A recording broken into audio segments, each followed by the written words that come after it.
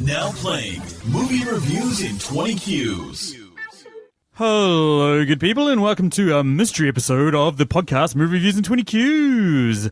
That's right, episode 99. We didn't throw it out there to let you guys know what we were doing. Instead, we decided to do a mystery episode. And for this mystery episode, I am joined by the formerly pregnant, now a beaming, beautiful, amazing, charming mother, Stacey Hurley. How are you, Stacey? Oh, I'm super excited to be here. Gone from Ginger Princess to Ginger Queen. Yep. Sure, why not? Where was the transition? Yeah. At about 4 o'clock on Sunday the 21st of July, when a little bouncing, bubbly baby girl came screaming into the world. And the other voice you'll hear on this episode is Machu. How are you, Machu? I'm good. Been watching a few movies lately, and they all suck, so I'm really happy to be doing it in one of my old faves, yeah. Oh, well, there we go. There's a little bit of a hint of what this week's movie is, but we'll let you guys out there in the podcast universe, we'll let you try and have a guess at it. The clue being that me and Stacey got knocked up, we had a kid, and that kid's been born, and that kid's going to knock me up. Wait. What? Wait. Good work knocking Stam up there, Stacey. Yeah, rewind. That kid's going to knock me out is what I meant to say. The kid's going to knock me out, but yeah, it's Knocked Up. That's what we're doing this week. We're doing Knocked Up, the 2007 comedy directed by Judd Apatow, starring Seth Rogen, Katherine Heigl, Paul Rudd, Leslie Mann, Jason Segel, Jay Baruchel, Jonah Hill, Martin Starr, Iris Apatow, Maud Apatow, Joanna Kearns, Howard Ramis, Alan Tudyk, Kristen Wiig, and cameos by Ryan Seacrest and James Franco. Yeah. And our old mate, Ken Jeong, yay! Yeah, he's in this as well. So is Adam Scott, so is BJ Novak. Oh, there's a lot of cameos in this. Now, Machu, one of your favourites, you reckon, eh? Yeah, she's a good one. I've enjoyed this one, going back into the deep annals of the... Deep annals? The deep annals, yep. We don't need to hear about your love life, bro. Well, maybe this is probably the best podcast for it, but yeah, anyway. Yeah, Knocked Up. If you haven't seen the film, which would be quite surprising as it's been out for quite some time and you're not planning on going to see it, well, you need a little bit of a refresher on what it's about. Stacey's going to hit us with a plot. So what's the plot of the film Knocked Up, Stacey? Okay, so rising journalist Alison Scott, played by Katherine Heigl, hits a serious bump in the road after a one-night stand with irresponsible slacker Ben Stone, played by Seth Rogen, results in pregnancy. Rather than raise the baby on her own, she decides to give Ben a chance to prove he is father material. However, he's unsure if he's ready to be a parent, and both wonder if they would be compatible lifetime partners. It's like the story of our life, really, eh? The parallels are phenomenal. Yes, could be. Similar. You're a highfalutin businesswoman, and I'm a slacker dude that got hit by a post truck and has been living off 14 grand for the last 6 years. And Machu walked in on you giving birth. Oh, is that who that was? I was outside the window peering in. I didn't quite get inside. I didn't think we were going to tell Stacey, but looks like we have. Anywho, looking at the reviews of this film, 6.9 out of 10 on IMDb, 85% on Metacritic, 90% on Rotten Tomatoes, but Machu, as a score out of 10,000 baby books, what would you give this film? Well, firstly, I want to say, fuck you, IMDb. Yeah! 6.9. What's wrong with you? Where's your sense of humour? Yeah, I'm up there with Rotten Tomatoes, so I'll give this, what are we giving it? 9,100 baby bottles? Is that what you said? Baby books. Baby books. Baby books. Yeah. We have to read all those baby books? I might have to go right down to... we'll have to go down to 1,000. As long as we don't have to read them, 9,100. Yeah. I'm with you, Machu. I'm up there too. I'm not quite as high though. 8,642.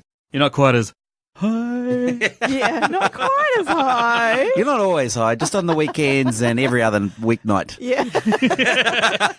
On every day ending with Y. Yeah. But not always. Yeah. No, I'm up there with you as well, Machu. I loved it when it came out. I still really enjoyed it on the rewatch. I'm going to give it 9,001.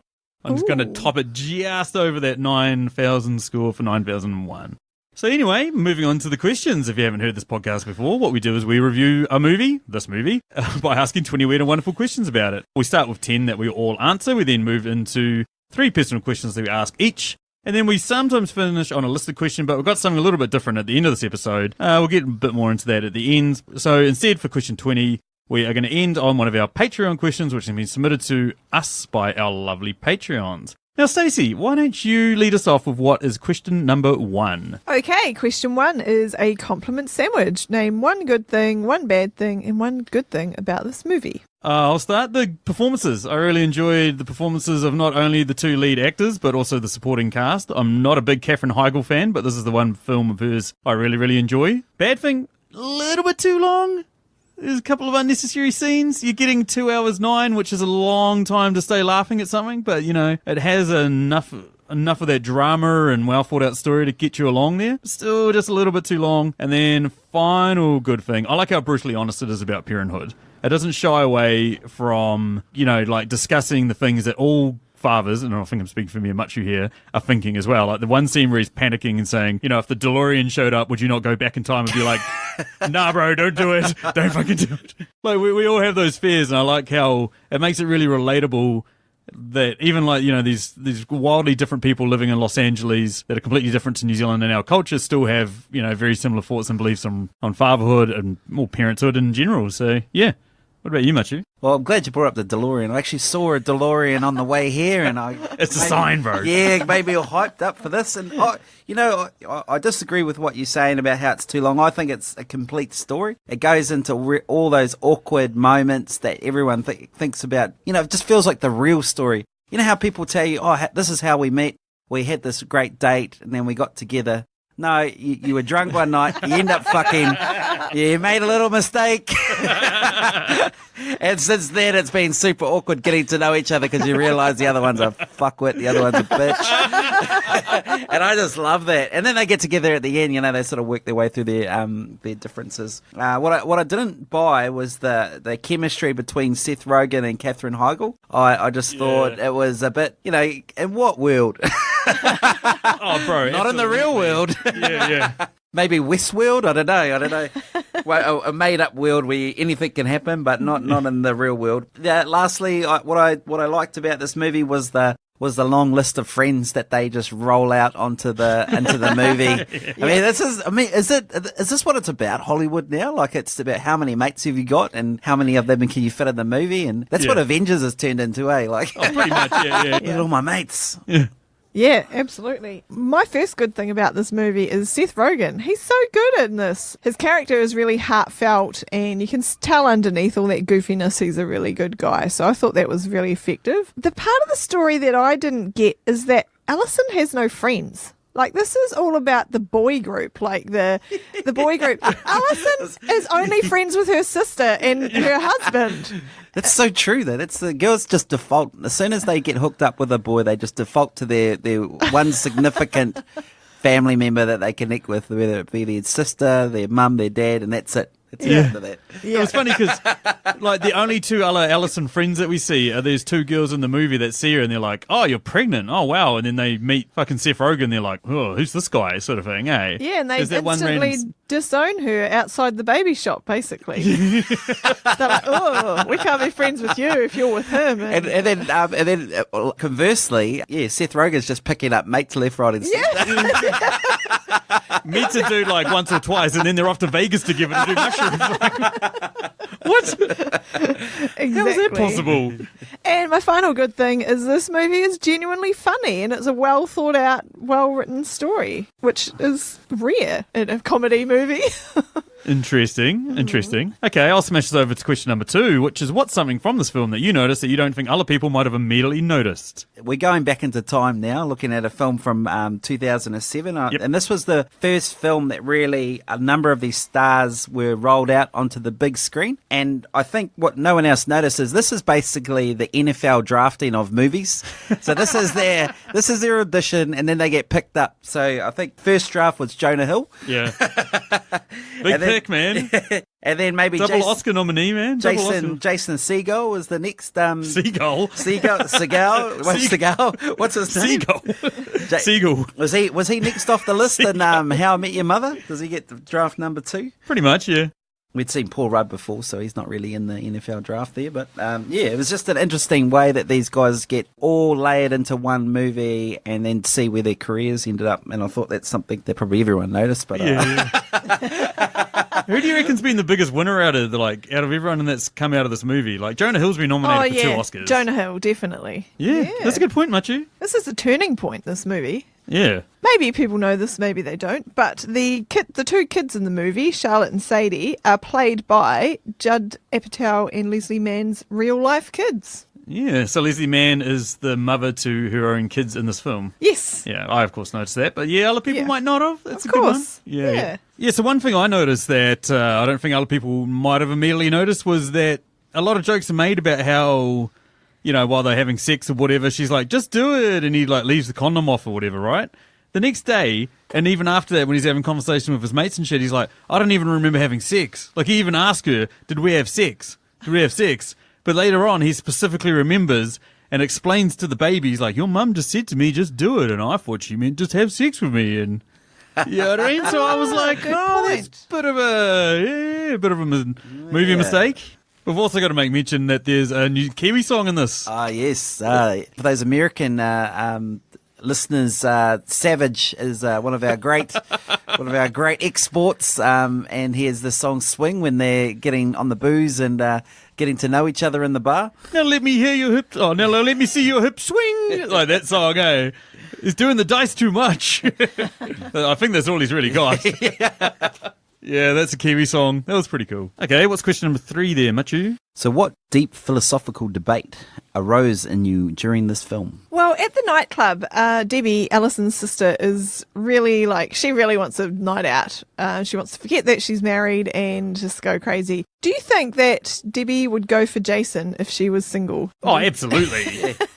Given her sister's taste, eh? Shit. Yeah.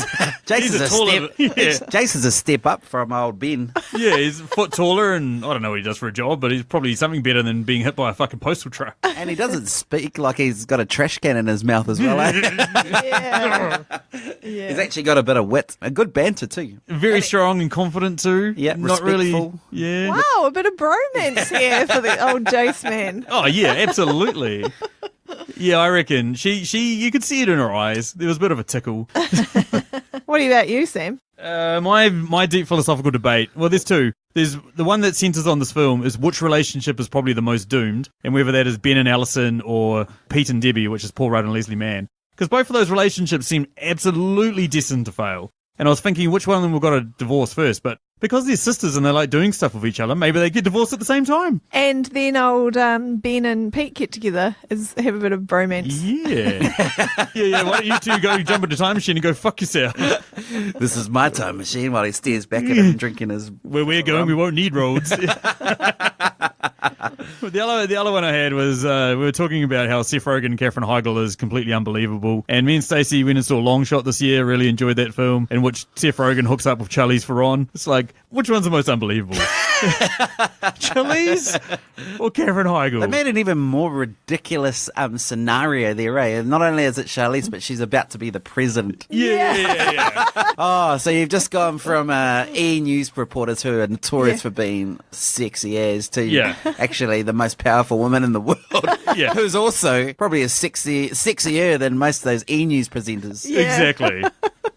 So what was your deep philosophical debate there, Machu?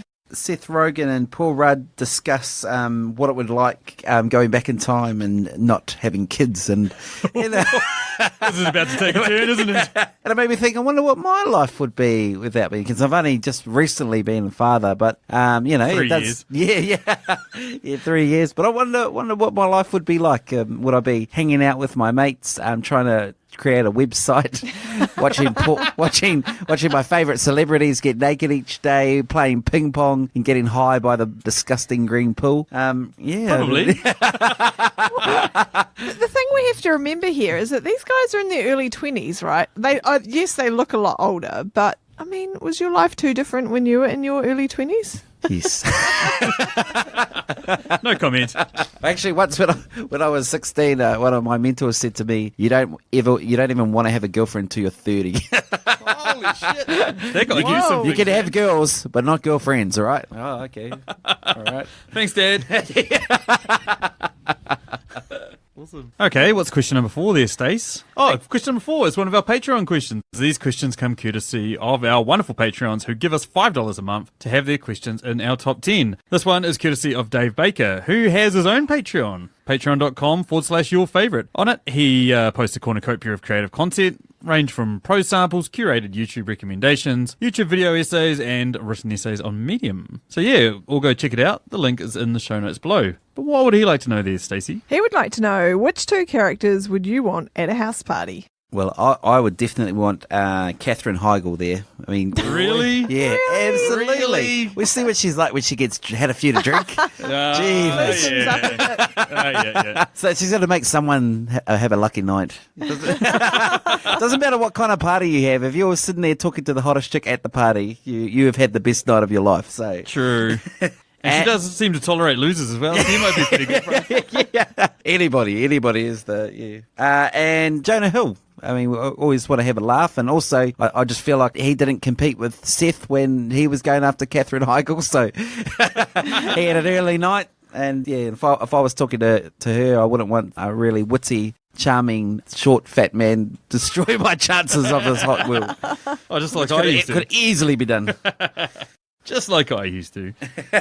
Yeah, I definitely want Paul Rudd's character of Pete, you know. He knows bands, he could get a couple of famous people to your party, he'd be pretty cool. And yeah, I'm just going to go with Seth Rogen's character of Ben Stone. You know, he seems like a fun, lovable chap. He's always up for a good time. The other guys seem a little bit too psycho. You know, like I think Jason Segel might try to fuck my wife. Yeah, that's Martin right. Starr's doing the old dirty man challenge. Ooh, gross. Jonah Hill seems like a bit of a nut job. You know, like the first time he meets Alison, he's like, hey, and then just stares at her belly, just like fucking intently. Yeah, there wasn't too many other characters there that I think would be awesome. Yeah, I'm going with those 2. With Seth Rogen, like some of the stuff he says is absolutely horrifying, eh? But if you're just standing there one-on-one, it's actually some quality banter. Oh, yeah. If you're on the piss, it's perfect, man. You're trying to if he was trying to pick up a girl having a normal conversation in office space, yeah, he'd be the first one fired. So true. Well, I agree with you, Sam. I've actually got Ben and Pete as well, mainly because of their road trip to Vegas. They just look like they know how to have a good time. So you want a couple of dudes to show up at your place, take shrooms and flip out? Is that what you're trying to say? Yeah, well, they just sit themselves on the chairs and marvel at how amazing they are, and How many different chairs we how have? many different chairs there are. The best guest, the one that just into themselves the whole time. Yeah. Okay, and that moves us over to question number 5, which is a new question in our podcast. What is the most ridiculously unbelievable part of this film? Well, I can't believe that Alison actually stays at Ben's flat. It's pretty gross. His flatmates are gross. His room looks pretty dodgy. Like, I don't know when he would have changed those sheets. Ugh. Yeah, That's a good point. I couldn't get over the ordeal they had to go through to get a doctor. And in New Zealand, we don't use doctors. We use midwives to in the childbirthing. What do you call it? The childbirthing phase. Process. Administrative. The logistics of getting a baby out of your body. Yeah. They're in a room. It looks like a waiting room at the emergency ward at a hospital. Like, that can't be right. Surely, American listeners, tell me it's not true. Yeah, let's go on a little rant about the American health system, eh? Why didn't you? Is that Obamacare or is that Trump care now? I don't understand. They have one doctor look at her vagina and tell her it looks like his sister's. Exactly. Yeah, you do look alike. That is unbelievable. So the most unbelievable thing for me is having seen Stacey go through 41 hours of labour, is watching Katherine Heigl in labour. She's like having normal conversations, you know, moving the plot along and all that sort of shit, like having a chat with Ben. It's like, that's bullshit, man. Women are like, I'm the pro pregnancy now. Women are absolute messes while they're like in labour and trying to give birth and stuff. They can't have these full-blown conversations like she did. That was my part that I'm calling bullshit on. I think we can safely say all movie births are a bit like that. It's true. It is true. And that moves us on to question number 6, which is also a Patreon question. And this question comes courtesy of the amazing woman that is Emily Higgins, who runs the Tasteless podcast in which she compares two movies, one that everyone loves and, she sort of says is meh, and then one that she really thinks is really underrated, deserving a bit more praise. It's an awesome podcast. She was on recently on the Silence of the Lambs episode. You guys should all go check it out. You can find her link in the show notes below. What would she like to know there, Mitchie? What character has probably gone the longest without showering? And we've ruled out Martin Starr's character, yes, the one that's doing the Dirty Man challenge, haven't we? Yes. What do you reckon, Stace? Oh, it's got to be Jodie, his girlfriend. She's so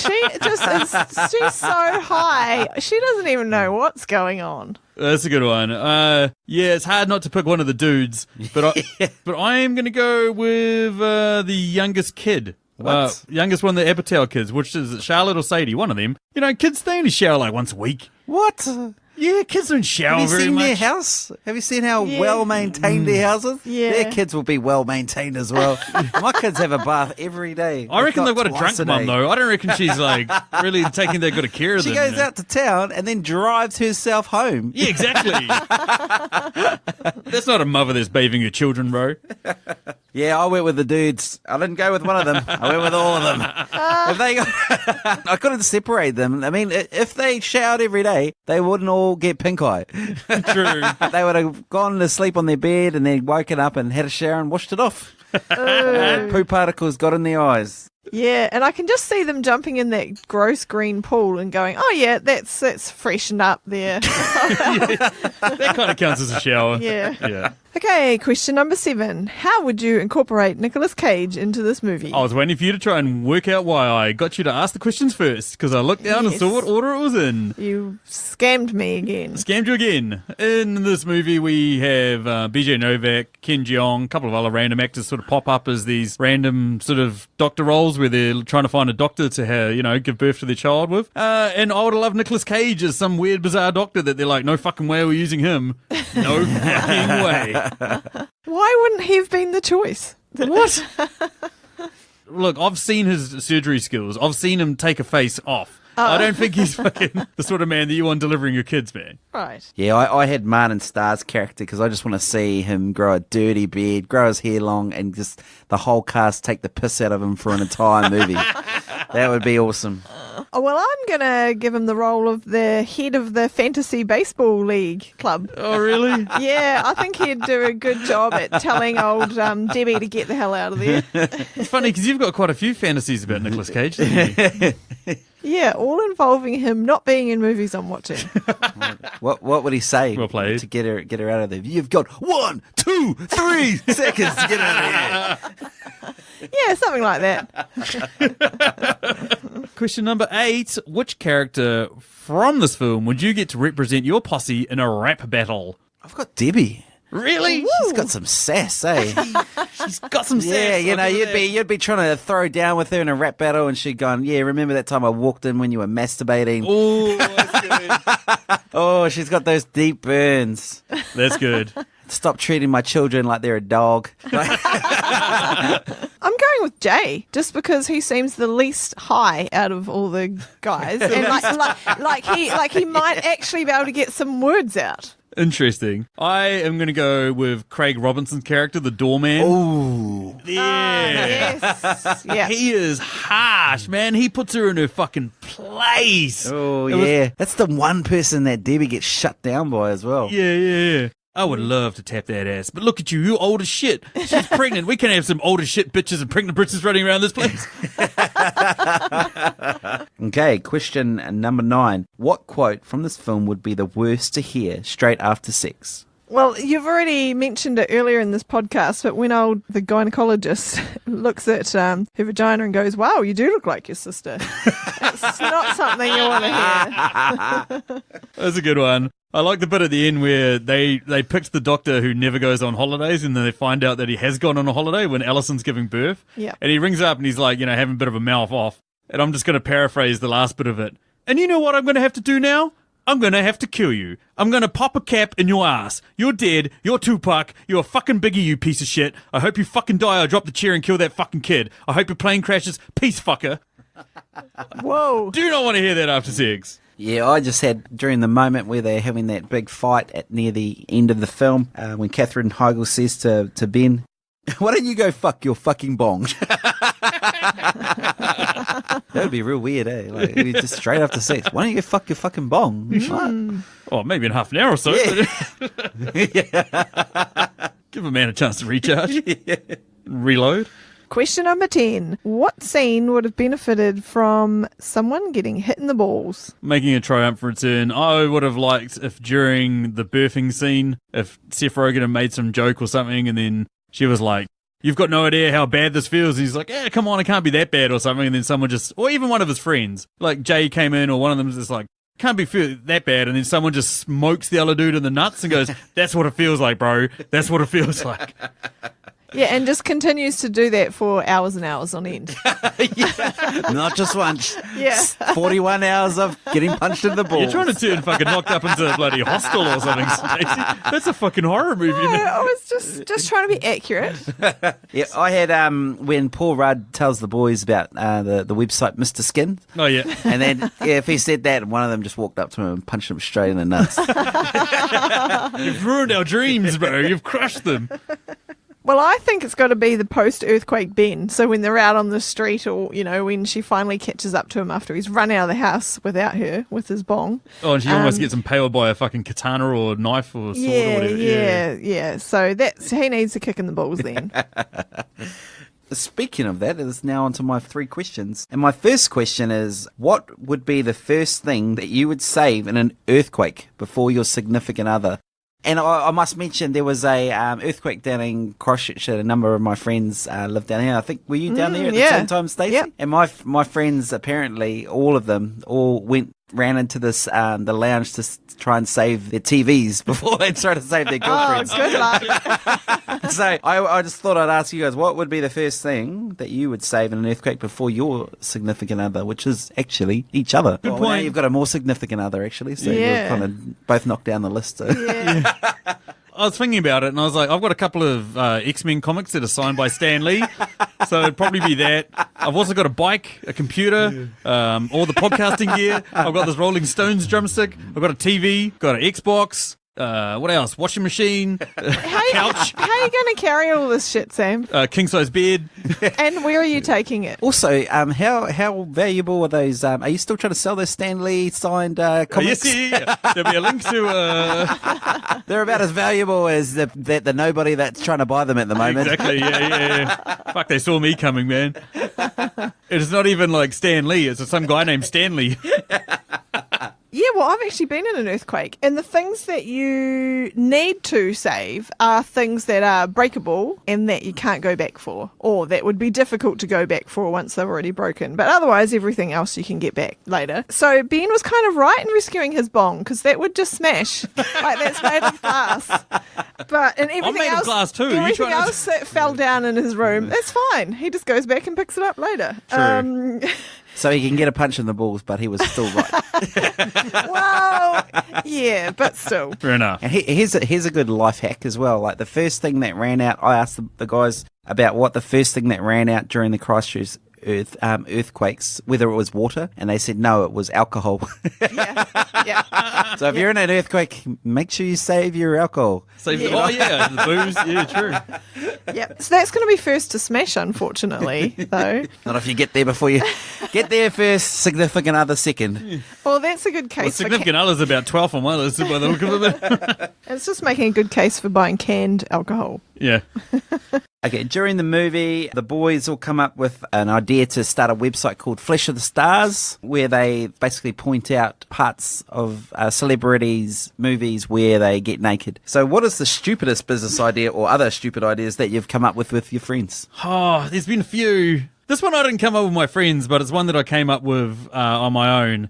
Is I was like thinking it'd be pretty funny if there was like a Tinder version of like advice that you give to other people. So what you do is you go on effectively an app, you open the app and then you ask the universe a question like, hey, I'm thinking about breaking up my girlfriend, what should I do? And then basically just some stranger in the world will reply to you and give you their like answers or advice. And I was going to call it bad advice.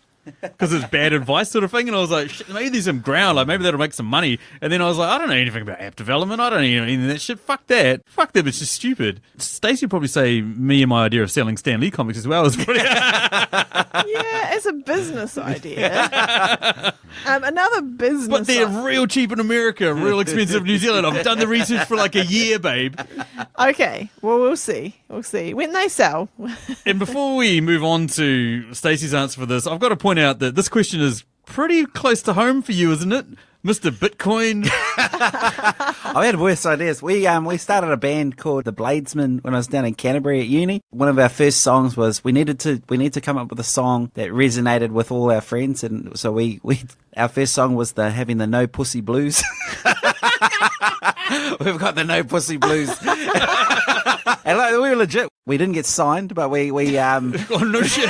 Oh no! but we did perform live, and we opened with that song. We've got the No Pussy Blues. Perform like, so one of your guys' girlfriends came around while you guys were playing in the fucking garage, and it was like, what the fuck are you guys doing? Like, hang around, babe, listen to this. We'll post some links to the song after this. Is MySpace still around?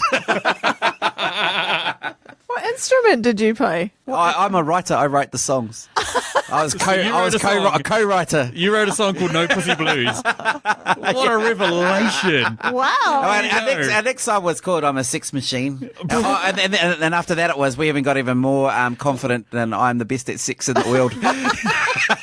Oh, the sex machine. What machine is that? The Hindenburg?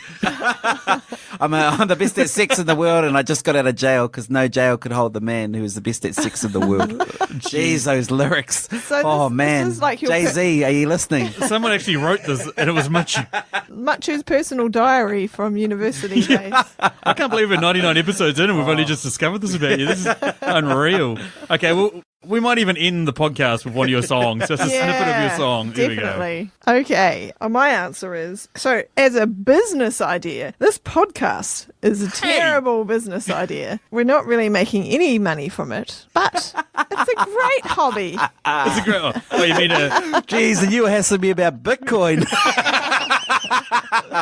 Bitcoin's more stable than this podcast, buddy. you can eat a dick, Machu. Yeah, I know, you've got a good point there. Like, thousands of dollars spent on fucking podcasting gear, turning down sponsors, not wanting to go commercial, not promoting ourselves. Yeah, okay, fine. Yeah. Trying to keep it real, keeping our Patreon to minimum levels that you can get everything on. Yep. Yeah, okay. Yeah. Our business model is a little bit flawed. Yeah, we're holding ourselves back. What's your final question then, Machu? Sorry, my final question here is, how would you sweet talk your way past the line at the bar if you were pregnant? If I was pregnant, I'd either be hanging out with Arnie or in a fucking government bloody testing facility getting operated on, bro. And then how would you sneak past the bouncer at the front of the line? How would you sweet talk Craig to get yourself in? Oh, easily a couple of $100 in the hand, man. That's just the only way I think. Hey, sweet talk. Yeah, nothing talks better than money, bro. Yeah, you got me there. Well, it's got to be something to do with the baby's daddy. So the baby's daddy is inside and he doesn't have his phone with him and a house is burning down or something like that. The baby's daddy's inside. I wonder how many times that gets told every night. Hundreds. I need to get in. My baby daddy's inside. It's like the guy that hangs out outside like those male strip shows and goes, my girlfriend's inside. I've just got to run in and grab her. Yeah. Stand outside there, mate. Okay, so maybe that would be the opposite. That would keep you out of the club. Yeah. Isn't that a joke out of Wayne's World as well, where that guy's like, I've got to get in there. My girlfriend's in there. And he's like, there's a lot of people's girlfriends in there. I've got to get my baby daddy out of the bar where he's spending copious amounts of money on alcohol, trying to get away from me. And Okay, that's a massive fail. I clearly wouldn't be getting into the club. Anywho, that moves us over to my set of 3 questions. The first question that we've got up here, in the film, Martin Starr gets challenged to do the Dirty Man challenge, where he's not allowed to shave or cut his hair for a year. Otherwise, he has to pay the rent of the other 5 guys in the house. How long do you guys reckon you could do the Dirty Man challenge for? a year. I can do it. Really? You're going to pay my mortgage for a year, and I'll pay all of everyone else's mortgages for a year. Local man I declared will bankrupt do it. after 1 week. Yeah, see my goddamn mortgage. Interesting. Either a year or a day. I'm definitely going with a day, bro. Yeah, I don't know. It is pretty enticing prize and it seems to be well worth it. But for me personally, it would be 1 week max. Oh, who am I kidding? I'd last 3 days and that's it. Fair enough. Next question. Alison and Ben obviously have this baby and... You know, as me and Stacey have discovered, babysitters come at a premium. You want someone you know and you can trust. So, from you guys, which one of Seth's group do you reckon would you get to babysit your kids? Following on from what Stacey was saying before with our little bromance with Jason, I think Jason. In fact, Really? I think me and him could just raise a baby together. I don't think it would be that bad. This is a pretty quality banter. The dude that runs out naked into earthquakes. Yeah. Hey, you know, sometimes you've just got to go for those priorities. I'm sure he went for the alcohol first, so. Okay, yeah, interesting. There's no right answer here, by the way, guys. I'm going with Martin because he's just... Really? There's no right answers, but there's wrong answers. There's very wrong answers. Hey. Okay, so he attempted, but in the end, he gave in. So he did the right thing eventually. But he's just real chill, and he just doesn't seem as reckless as the others. Yeah, I'm not sure if I'd want Charles Manson looking after my baby. Goddamn Unabomber. The artist formerly known as Cat Stevens. Yeah, fucking be pretty weird, man. Be pretty weird. And finally, this whole movie revolves around the premise of two random people sort of hooking up and, you know, getting it on, having a kid. So I want to know from you guys, what other movie would totally bang this movie if it got the chance? Any movie that they've listed on Flesh of the Stars. This movie isn't fussy. This movie in the cuts. Meg Ryan. She's pretty much naked the entire film. This movie's a slut, eh? Like, You reckon? this movie's going to go after any movie with a celebrity getting naked at any point. But what movie do you reckon would go after this one is what I'm asking. Go after this one. Oh, I want to slap those cheeks. Baywatch, maybe? Oh, yeah. That's a pretty desperate movie. That's looking for friends. Yes. A movie that we restarted our hiatus on because you demanded we review it, thinking, oh, it must have been pretty good. I'm glad I missed that one. No, I've got the right answer here, Machu, just to fill you in. There's no right answers here. Blockers would go for this movie. Oh. So the parents are trying to stop their kids from hooking up with anyone. Yes. So maybe if that had happened, this would be different. Yeah, and not to mention Leslie Mann crossover. So she's just central to the whole thing. I'd like to cross over Leslie's man. Until she, Watch out, Better Patel. What until am I she talking blames you for making her towels not being soft anymore, eh? Yeah, well, that's true. With all your discreet, with air quotes, masturbating. So that's why our towels are all... Hey. There's only a certain level of personal... I didn't even wipe my hands on the towel after I washed my hands here, eh? Just drip dry. Just walking around the house just crop dusting it with water. Okay, right. That moves us on to my set Yeah, of thank three God. Let's questions. move on, please. Thank you. Okay. So, guys, you're both fathers now. Did you read the baby books? No, but I've had the conversation about how I didn't read the baby books. What he said. Carol read the baby book, and I'm Yeah. constantly reminded about stuff. But I think like girls, they cherry pick parts of the baby books and they use it against fathers. Oh, yeah, absolutely. Like the bits where the dad comes home from 9 hours of work and he has to, you know, do all the cooking and the cleaning and, you know, and he's got to change the babies and he's got to put the babies to sleep and then he's got to come home from work and do all that. Any part of a baby book that starts with, you know what you should do. You know what you need to do according to the books. Fuck, I should really read these books and figure it out. We're like 2 weeks in, and apparently the baby book's saying that she's going to have a ladies' weekend where she goes off to Bali for a week. And I was like, what the fuck? That's oddly specific to be in a baby book. Have you read the part about where the push ring is in the baby book? I don't know about that. No. Apparently, if we have to buy another ring. Oh, Really? Shit, I haven't read that book. You idiot. It's because it's not a book. Damn it. Okay. Can we cut this part out of the podcast and out of our memories? Baby book written by Carol Taylor. I think you've got this wrong. If you actually read baby books, or even if you didn't, you could just make shit up and throw it back, you know. What, you mean like I've been doing?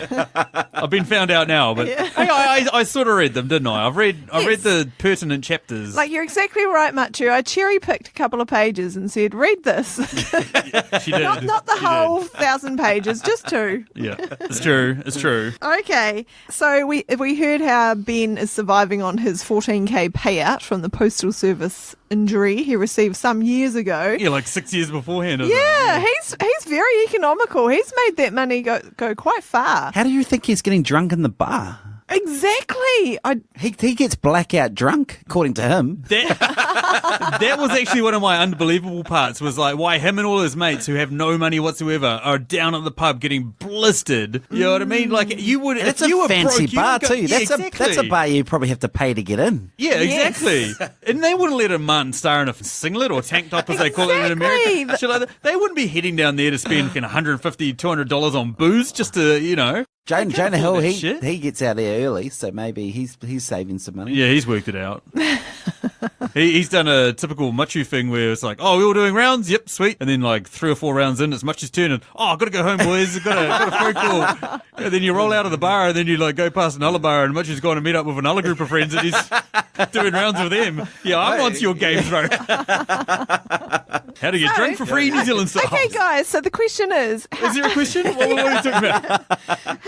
how would you guys stretch the 14k? How long do you reckon you make it last? I reckon 20-year-old me would have been able to stretch the shit out of that. Like me at university, Yeah. I reckon, yeah, at least a year or like possibly more. Me now, 2 hours. Yeah, that's exactly right. Like, I was living off like $150 a week at uni, Yeah, and I same, went out yeah. 6 nights a week and got blind drunk every night. Yeah. And now I make a pretty good living, and I go out 0 times a month, and I've got no money. So I don't know how that works. It's so true, eh? It's amazing how much you just like, how you can live off like 2-minute noodles for like 7 days and like toast. You know what I mean? I would love to have like tested my body as like, well, you've got a deficiency in every known mineral to man and every known vitamin to man. But yeah. Your fiber levels are high. Yeah, I've got a deficiency. Now I've got what's the opposite of deficiency? Well, I've got that. I've got Yeah. Everything. efficiency. Deficiency? I don't know what you call it. Oh, I'm basically on my way to being obese, but Yeah. Excessivity. There we go. How long could you last, Stacey? You couldn't even make it out of this garage. No, I Back wouldn't. into the house. I wouldn't. Babes, I've just brought. Yeah, that's why we always keep needing a pay rise or a new job. True.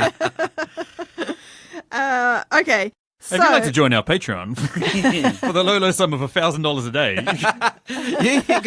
you could fund Stacey's lifestyle for 1 step towards the house. exactly. It's 30 steps, so we need 30 grand. Yes, Yeah. correct. Yep. Okay.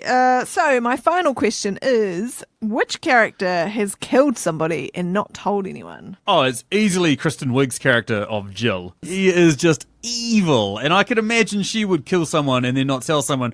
Mostly because she's got no one to tell. I don't reckon anyone likes her or she's got any friends. I think you guys have missed the obvious, which is Jodie, Martin Starr's girlfriend. Where'd she come from? And the only person that would go out with Charles Manson and the Unabomber surely is up for killing anybody. And I think Jodie definitely would. Okay, and that moves us down to question number 20. Also a Patreon question, comes courtesy of the amazing man that is Julio. That was on our most recent episode of The Muppets. Julio runs the Contrarians podcast, a podcast in which they basically rage against the Rotten Tomato machine. So they, talk about a film that's highly rated and they say why it sucks. And then they do sort of like an honest talk where they basically sort of reveal their true feelings about the film. But yeah, what's his Patreon question there, Stace? Question 20. What is your most controversial opinion about this film? My controversial opinion about this film is, it's a romantic comedy, and every romantic comedy has the meet cute, bit of like awkwardness, eventually break up for some reason, then, big grand gesture, they get back together. And this film follows that formula. I honestly would have liked it if by the end, at least Leslie Mann Paul Rudd or Seth Rogen and Katherine Heigl, at least one of those relationships wasn't still together. Because I just don't buy them whatsoever. I just don't get them as being in a relationship. And Yeah. I feel like that's one of the big down points of this movie. Like, yeah, it's sweet, ties it up in a bow or something. But it would have been a lot more memorable or a lot more realistic if it was just like, no, wait a minute, I'm a very well-to-do reporter why the fuck would I be with this guy? Sure, I have him in my life and have him as a father. He wants to do that. That's awesome. But I've got no sexual attraction to this guy. I've got, you know what I mean? Like, I don't really, approve of any of his lifestyle choices. This isn't for me, you know. Yeah. My most controversial opinion is there better chemistry between Ben and Paul Rudd, Seth Rogen and Paul Rudd than there is between Seth Rogen and Katherine Heigl, and I think there is. Yes, yeah. I think about right. I think if they had a knocked up film and it was between those two, I think it would be more believable. Yeah. I've got to add a little touch though of the controversial opinion. I think Katherine Heigl is actually quite a decent actress. Yeah, I think people give her so much grief for just doing rom-coms and shit like that. It's quite funny. I actually used to have an ex-girlfriend that looked like Katherine Heigl. What? Yeah, it was a body pillow I printed off of her. I thought you got a tattoo on your hand or something. I went next level, bro. I printed off a body pillow. That's a joke, everyone. I'm joking. I'm absolutely joking. We got to check in those big boxes that you got hidden in the basement there. Yeah. Underneath the stairs, eh? Yeah. Sam, why are you going underneath the stairs again? Jeepers. Well, if you actually turn around some of the noise insulation that's in this room, pleasant discovery. What, unpleasant discovery? No, I'm just kidding, everyone. Okay, what's your controversial opinion, Stace? I think Seth Rogen does a great job in this leading role. So I think that without him in that role, this movie would be worse off. Yeah. Yet, I think that switching out Katherine Heigl, the movie could be the same or even better with a different actress. Really? Who do you think would be like someone believable? What about Meg Ryan? No. That's a good question. Yeah, it could be an older lady. Elizabeth could be like Banks? a cougar. What's her name? Probably not. I still don't believe it. No, I still don't believe it. Elizabeth Banks is, she's cool. Anne Hathaway was actually originally in the role. Was in the lead role, and then she later quit due to creative differences. And her and Judd Apatow have come out and both said that the reason why they quit is because Judd Apatow wanted to show an actual depiction of a baby getting born, like an actual birth, and had a mother lined up and everything like that. And she was like, no, I don't agree with that being committed to film and people thinking then that's me giving birth to a child. So, and then they ran into like a labour dispute because the baby that was being born would actually have to have a work permit to agree to being on a film. And of course it doesn't have a work permit because it's still inside a fucking womb. So it's like, so they had to do a fake one in the end anyway. So yeah, So quite an that's interesting bit of trivia. It's a fake birth. But there's been plenty of births that have been filmed. Nah. On TV. Oh, for documentaries and stuff like that, sure. But yeah, like for a commercial film, yeah, commercial rules. Hollywood film, yeah. But back to your point, Stacey, it's a tough one because you got to think of actresses that were like supremely hot back in 2007. Do they have to be supremely hot? Isn't that the point? Couldn't we get someone more Seth Rogen-ish? I reckon Drew Barrymore maybe. Yeah, Drew Barrymore's good because she a can bit play sort of goofy. lovable goof. Yeah. And like she's hot, but she's Yeah. She definitely would change the characters around. She'd change Absolutely. the whole Yeah. dynamic. She would be also funny, and Katherine Heigl just wasn't funny. Like Yeah. the funny part was Yeah. her just being like this crazy woman, which she's Yeah. not really. Well, but- Katherine Heigl actually got into quite a lot of grief in 2008, a year after this movie came out, where she basically said that this movie's quite misogynist and that all the female characters in this are just like sort of catty and Yeah, well, they are. They are, and like Yeah. she's right. Like none of them are that redeemable. Like you're mentioning the scene where they're driving together and they're talking about how she caught him masturbating. Like that's the only one real scene where they're like, having a bit of a joke and a bit of a laugh around. Most of the time they're really uptight. They're real, I like Spider-Man. Sitting in the I corner. like Spider-Man. Yeah, sitting in the corner, just giving the guys dirty looks and try to run them down. Where the guys always rise above it with their witty humour. Yeah. And Kristen Wiig's character's just a bitch to her. Yeah. But hey guys, I girl think you're power. forgetting who absolutely blew everyone out of the water, and that's Charlotte, the young girl who Googled murder, and yeah, the episode was- she she was knows pretty exactly how babies are made, and she knows what's up. So she was probably the strongest female character. Which is sad, eh?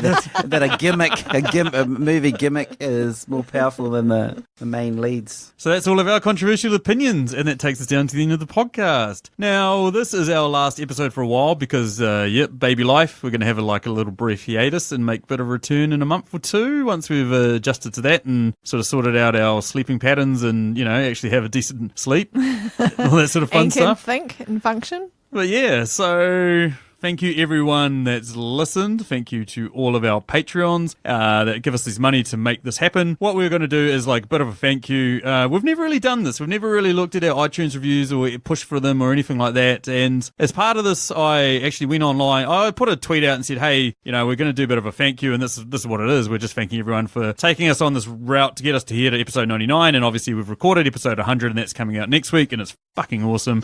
And that's a good way for us to end. But as because we're not adding anything more to that episode and it was recorded a couple of months ago, best that we take the time now to thank some of you guys that have basically reached out, less than 5-star reviews for us on iTunes. And yeah, just going to run through a couple of them now. The first of which is Dan Brennick. Oh, I love you, man. I love the Netflix and Swill podcast. It's another podcast that's flipping awesome. Haven't really spoken about it much on this podcast, but you guys should go all check it out. And I'll put a link down there below. And Dan was the most recent 5-star comment that he wrote about us, and he titled it The Compliment Sandwich.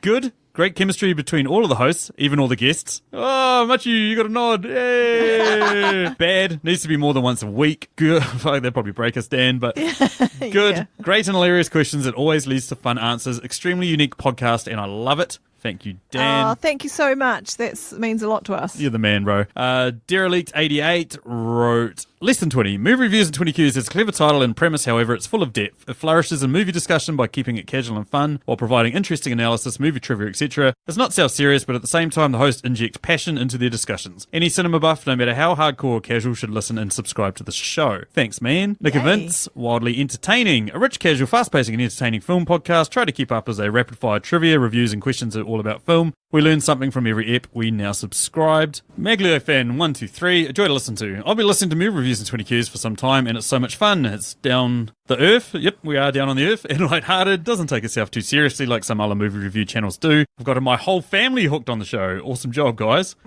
Wow, spreading the love. Thank you. J. Blake Comano, I know who that is. Thank you, Jess. Cool premise. You could listen to movie review podcasts for days, but this is a really unusual, fun, and interesting way to come at it. Plus, they are hysterical. Hysterical? Hysterical. Wow. Thank you. Midnight Rider, okay, Renegade on Twitter. Just finished the Departed episode. I'm new to podcasts, been listening to them only a few weeks or so. This is by far the most entertaining one I've heard so far, and I would most likely watch a movie I'm not interested in just to hear their 20 questions. Oh. Midnight Rider, you will be very stoked to have your question in our top 100 next time. A couple other sort of reviews here, almost a year old, but yeah, there's tons of awesome ones on there. We've had over 148 ratings, of which 147 5-star. We've had one 1-star review, which that's the US iTunes. I'm just going to go over to the New Zealand iTunes as well, because we've got an awesome review on here. These guys are amazing. Easily New Zealand's best film and TV show. So funny and informative. I love it. Especially when they have Machu on. He's the man. And that was from the user, Not Machu. Jeez, Not Machu. I just want to say that not only are you good looking, witty, charming, but you're my favourite person in the world. Now and forever. Bloody masturbatory. Well, we've got to do a big thanks, Stacey. This is our sort of like sign off for a little bit. Yep. Thank you everyone that's ever listened. Thank you everyone that's contributed to the show, answers our listener questions, or suggests questions to us, suggests movies, or that sort of shit. It's been fun. Yeah, absolutely. It's an amazing, absolute blast. And like I said in my earlier question, this is not a great business idea. I didn't even think it would be a great hobby when we started off with. Not a great idea. Yeah. But as it turns out, it was a great idea, and it's lots of fun, and it's great just hanging around with our mates, talking about movies and sharing it with people who want to listen. It's a real buzz. Yeah, it is. And you guys have been great. Like, there's too many of you to name, but we've got some awesome listeners that likes the other podcasts that come on the show, like Tara Mahalik and people like that Gillian Ashton that get in contact with me all the time, that, reach out and let us know how awesome or shit we're doing, or our opinions are fucking stupid. We love it. We think it's awesome. We think it's great. Yeah. You guys are awesome. All feedback is good, and it's great to have the interaction. So we know we're not just talking to ourselves out there. And of course, a big shout out to our premier sponsors as well, the ones that give us $5 or more. We've got a new addition to that is Rosa. She's a recent addition that we are going to reach out and get her to. Whatever movie she picks is going to be our first movie back. Thank you, Rosa. We're super excited. We can't wait to hear from you. Exactly, and her question will also be featured probably last. We'll finish on that, and we'll do as much promo about how awesome she is that she likes. But yeah, that's pretty much it. If you like the show and want to get in contact with us, we'll still be active on our social medias. Find us on Twitter at Movie Reviews In. You can find us on Facebook at Movie Reviews in 20Qs, or you can send us an email at mitqs@gmail.com. If you want to support the show and help us turn this hobby into a business, as Stacey has alluded to, you can. We don't mind. We enjoy putting this out there for you guys for free. But yeah, that's thanks for me. Thanks. Chip.